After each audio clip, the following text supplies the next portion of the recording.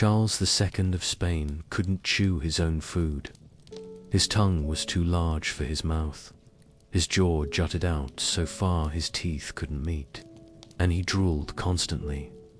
He couldn't speak clearly until age 4 and needed help walking until he was 8. Spanish courtiers called him El Hechizado, the Hexed. They thought he was cursed. He wasn't cursed. He was inbred. Charles's inbreeding coefficient was 0.254. That's higher than if his parents were siblings. But they weren't siblings. His father, Philip IV, was his mother's uncle. The problem was 16 generations of the same family marrying each other. By the time Charles was born in 1661, the Habsburg family tree looked less like a tree and more like a telephone pole wrapped in barbed wire. This is what happens when royal families decide that keeping power in the family is more important than basic genetics. Today, we're looking at 3 royal dynasties that took keeping it in the family. 2 catastrophic extremes. Habsburgs ruled Europe for 600 years. At their peak, they controlled Spain, Austria, parts of Germany, the Netherlands, and chunks of Italy. Their motto was, "Let others wage war, but you, happy Austria, marry." They weren't kidding. Marriage was their weapon of choice, and they wielded it exclusively within their own family. The result was the Habsburg jaw, officially called mandibular. In 2019, researchers from the University of Santiago de Compostela analyzed 66 portraits of Habsburg family members over 20 generations. They measured jaw protrusion and facial deformity, then cross-referenced it with genealogical records tracking over 6,000 individuals. The data was clear. The more inbred the Habsburg, the more deformed their face. Philip IV, who ruled Spain and Portugal from 1621 to 1640, had the most severe mandibular. His jaw stuck out so far that his portrait looks like someone took a normal face and stretched the lower half. 5 members of the family showed the worst maxillary deficiency, where the upper jaw doesn't develop properly. This included Charles II. Charles II was the end of the line. He was the product of an uncle marrying his niece, but the damage went back centuries. His father was his mother's uncle. His grandfather married his cousin. His great-grandfather married his cousin. Go back far enough and you'll find the same dozen people appearing over and over in his family tree, just in different positions each time. When Charles was born, doctors noticed immediately that something was wrong. He had an enormous tongue that filled his mouth. He couldn't close his lips properly. His digestive system was a disaster. He vomited frequently and had chronic diarrhea because he couldn't chew food, just swallowed it whole. He suffered from what modern researchers believe was a combination of growth hormone deficiency and severe renal tubular acidosis, both rare diseases that became common in the Habsburg line because the same recessive genes kept showing up generation after generation. Charles was married twice. He never produced an heir. When he died in 1700 at age 38, the Spanish Habsburg line died with him. The War of Spanish Succession followed a conflict that killed hundreds of thousands across Europe, all because inbreeding had made it biologically impossible for the family to continue. One French ambassador who saw Charles in person wrote, "The Catholic king is so ugly as to cause fear, and he looks ill. That's diplomatic speak for this guy. Looks like a genetic nightmare." The Habsburgs' family tree documents show that they understood the concept of family connections. They just didn't understand genetics. they thought royal blood was inherently superior, that concentrating it would make it purer. Instead, they concentrated genetic defects until their family literally couldn't reproduce. The Ptolemies' 300 years of sibling marriage agi Cleopatra 7 yes. That Cleopatra married two of her brothers, Ptolemy the 13th first, then, after he died, Ptolemy the 14th. This wasn't unusual for her family. This was standard operating procedure. The Ptolemaic dynasty ruled Egypt for 275 years. From 323 BCE to 230 BCE, it was founded by Ptolemy the First Soter, one of Alexander the Great's generals who grabbed Egypt after Alexander died. Ptolemy I was Greek, from Macedonia. He and his descendants never assimilated into Egyptian culture. They spoke Greek, lived Greek, and wanted to keep their bloodline purely Greek. Here's the problem. They were ruling Egypt, where pharaohs traditionally married their siblings. The Ptolemies adopted this practice for political reasons. The first sibling marriage was Ptolemy II. Philadelphus, the name literally means sibling lover, who married his older sister. Arsinoe too. Greek society found this disturbing. The Greeks didn't have a tradition of incest. But the Ptolemies weren't in Greece anymore. The practice had several advantages. First, it prevented foreign rulers from gaining influence through marriage.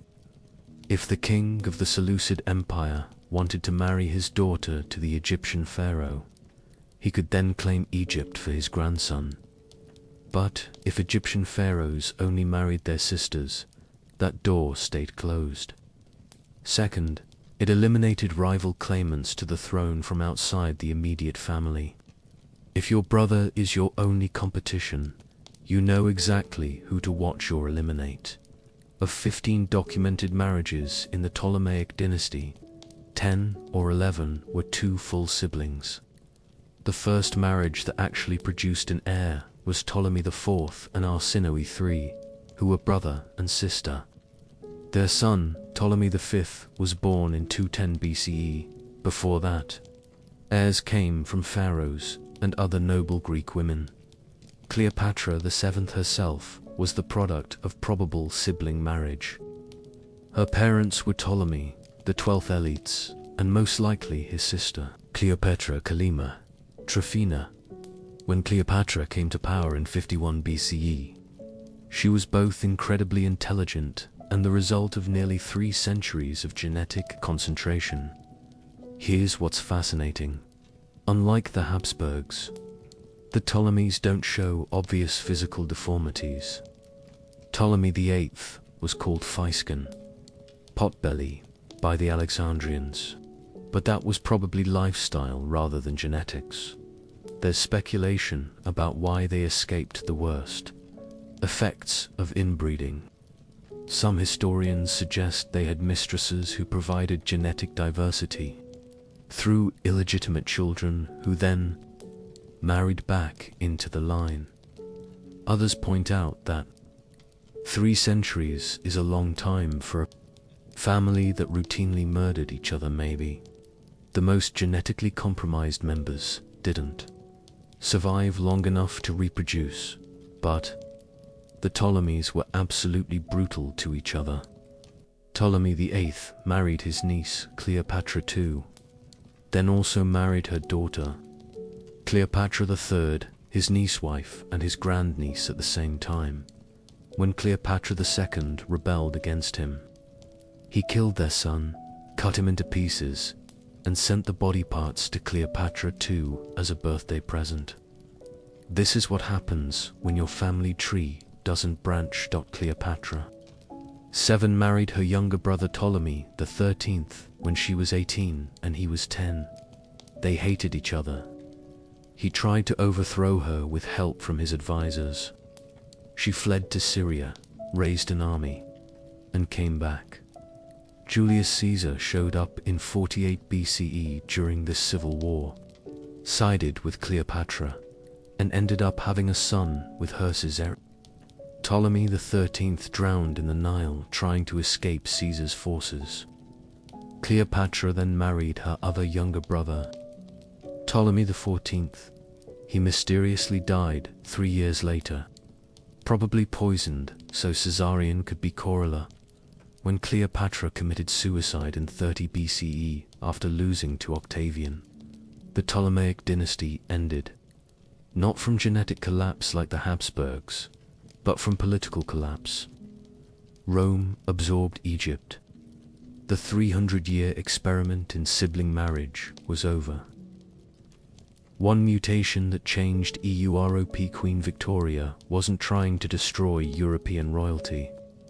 She was trying to strengthen it through strategic marriages. Instead, she became the genetic patient zero for hemophilia be spreading through every major royal house in Europe. Hemophilia is a bleeding disorder where blood doesn't clot properly. It's caused by mutations in genes on the X chromosome. Women have 2 X chromosomes, so if one has the mutation, the other usually compensates, making the woman a carrier but not affected. Men have 1 X and 1 Y, so if their single X has the mutation, they're fully affected. The disease kills through internal bleeding, brain hemorrhages, and complications from minor injuries. Victoria was born in 1819. There's no record of hemophilia in her family before her. The mutation was almost certainly spontaneous happening, either in Victoria or one of her parents. Victoria herself never showed symptoms. She was a carrier. She had 9 children with Prince Albert. 3 of them got the mutation. Her youngest son, Leopold, and 2 daughters, Alice and Beatrice. Leopold, Duke of Albany, was diagnosed in childhood after he bruised easily and bled from minor cuts. In 1853, there was no treatment for hemophilia. He couldn't play with other children. He was kept under constant supervision. Every cut was potentially fatal. He lived to age 31 in 1884. He slipped and fell at the Cannes Yacht Club. The brain hemorrhage killed him within hours. His daughter was a carrier. His son had hemophilia. Princess Alice married Louis IV of Hesse in 1862 and moved to Germany. She had 7 children. One son, Friedrich, was diagnosed with hemophilia in 1873 after a cut on his ear bled for 3 days. He was 2 years old. 3 months later, he was playing with his brother in their mother's bedroom. He climbed on a chair to look out the window. The chair tipped. Friedrich fell 20 feet through the window onto a balcony below. He survived the fall. He died hours later from a brain hemorrhage. Alice had another daughter, Alex, who carried the gene. In 1894, Alex married Tsar Nicholas II of Russia. She became Empress Alexandra Fyodorovna. They had 4 daughters. Then finally a son in 1904, Alexei Nikolaevich, heir to the Russian throne. Alexei showed symptoms at 6 weeks old. By the time he was a toddler, any bump or fall could cause internal bleeding. His joints swelled. He lived in constant pain. There was no treatment. His mother, Alexandra, desperate to help him, turned to Grigory Rasputin, a mystic who claimed healing powers. Rasputin somehow helped. Historians debate how maybe hypnosis to reduce stress-related bleeding. Maybe he just told the doctors to stop giving Alexei aspirin, which makes bleeding worse. Alexandra believed Rasputin was saving her son's life. She gave Rasputin enormous political influence. The Russian public watched a peasant, mystic, essentially running their government through the empress. This contributed to the collapse of public trust in the Romanov dynasty in 1918. During the Russian Revolution, the Bolsheviks executed the entire royal family. Alexei was 13. In 2009, Geneticists analyzed DNA from the Romanov remains and confirmed that Alexei had hemophilia B. They identified the specific mutation on the F9 gene, same mutation that came from Queen Victoria, Princess Beatrice. Victoria's youngest daughter married Prince Henry of Battenberg. She passed hemophilia to at least 2 of her sons. One daughter, Victoria Eugenie, married King Alfonso XIII of Spain in 1906. Queen Victoria had personally warned her granddaughter that she was probably a carrier. Victoria Eugenie had 6 children. 2 sons had hemophilia, Alfonso and Gonzalo Alfonso. Prince of Asturias and heir to the Spanish throne, had multiple bleeding episodes throughout his life. In 1933, he was in a car accident. The bleeding wouldn't stop. He died at age 31, exactly the same age Leopold died. Gonzalo died at 19 from internal bleeding after another car accident.